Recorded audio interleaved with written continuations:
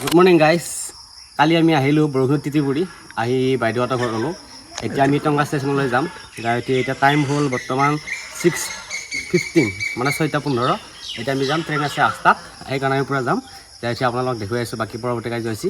আজি এইটো সুন্দৰ দিন, একদম বতৰটো ধুনীয়া, বৰষুণো নাই ৰ'দো নাই, সেইকাৰণে ভাবিলোঁ কামাখ্যা চিন্তি আমি আৰু আজি যাত্ৰা আৰম্ভ কৰিলোঁ। আহক গাইজ, আৰম্ভ কৰিলোঁ আৰু গাইজ।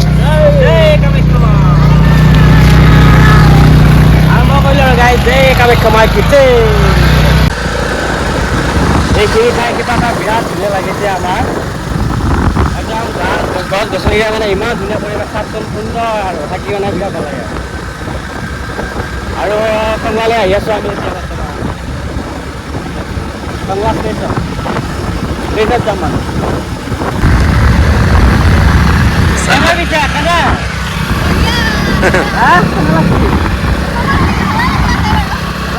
বতৰটো কিন্তু ধুনীয়া, বাকীবাৰ বতৰ চালিয়া বতৰ।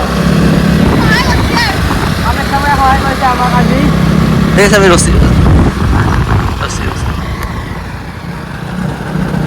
কি মজা ভিউ, কি মজা ভিউ, বাৰিষাৰ বতৰ আৰম্ভ হৈছে।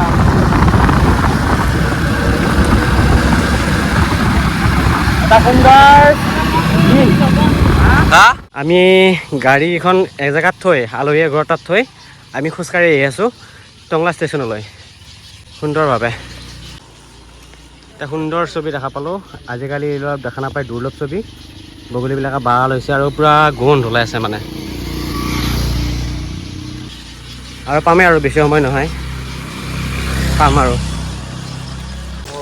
এটা কথা, আপোনালোকে যদি ষ্টেচনত গাড়ী থ'ব বিচাৰে থ'ব পাৰে, জেগা আছে নিৰ্দিষ্ট ধুনীয়াকৈ। কিন্তু আমি তাত থোৱা নাই, অলপ গাড়ীখনক ভালকৈ থৈ দিছোঁ আৰু আলহী আছে যেতিয়া, সেইটো ফেচিলিটি আৰু তাকে আমি থৈ পেলাই অলপমান খোজকাঢ়িম আজি, যিহেতু দিনটো খোজকাঢ়ে বন।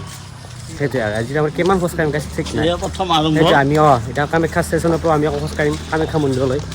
আজি দিনটো আজি মানে খোজকাঢ়িম বুলি আহিছোঁ আৰু সেইটোৱে। আহি থাকক আৰু এইকেইটা আমাৰ বা বগেনভেলিয়া কতে, বগেনভেলিয়া কৃষ্ণচূড়া চব আমাৰ লগত থাকক আৰু আজি দিনটো। বগেনভেলিয়া একদম হাহাকাৰ লগাই দিছে অসমত এইটো বস্তু। তুমি নহ'লে এই চহৰত নুফুলে বগেনভেলিয়া।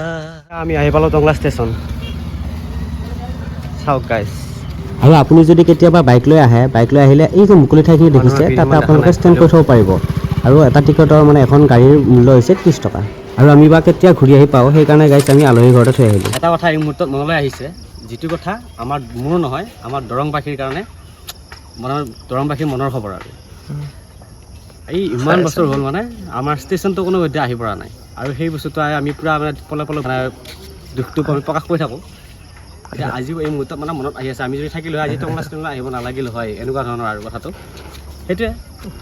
যদি পাৰে, যদি চৰকাৰৰ হাতলৈ যায়, যিটো এটা ডিজিটেল প্লেটফৰ্ম, আমি মানে বিনম্ৰভাৱে অনুৰোধ কৰোঁ দৰংবাসীৰ কাৰণে এটা ট্ৰেইন ষ্টেচন মানে যাতায়াতৰ সুবিধাৰ কাৰণে যাতে দিয়ে। আজি এই অম্বুবাচীৰ সময়ত তাৰমানে আমি এইটো বিৰাট এটা কি ক'ম আৰু দুখ প্ৰকাশ কৰি পেলাই কৈছোঁ। আৰু আমি থাকিলে আজি যাব পাৰিলোঁ হয়, সেইটোৱে কথা। আৰু সেইটো হ'লেও একো কথা নাই, সুবিধা আছে, আহি আছোঁ আৰু যামেই মানে, বাকীটো বাদ। ঠিক আছে, ভক্তি মেইন গাইজ, নে কি কয়? আমি এনেকৈ ট্ৰেইন অহা দেখা পাম, ট্ৰেইনৰ উকি শুনিম, ধুনীয়া ধৰণৰ আমি অ'ৰ পৰা তলৈকে যাম, এনেধৰণৰ কথাবোৰ ভাবি ভাবি বহুতো মানুহ সপোন দেখি দেখি এই দুনীয়াৰ পৰা শেষ হৈ গ'ল। আমি এবাৰ হ'লেও যাবলৈ পাৰিলে সুখী হ'ম আৰু গাইজ। বাকী যি নহওক টিকেটটো কাটি লওঁ গাইজ। মানুহ বহুত হ'ব, সেইকাৰণে টিকেট নাকাটিলে হ'ব বুলি বহুতে কৈছে গাইজ, কিন্তু টিকেটটো মেইন গাইজ, কাটি ল'ব লাগে।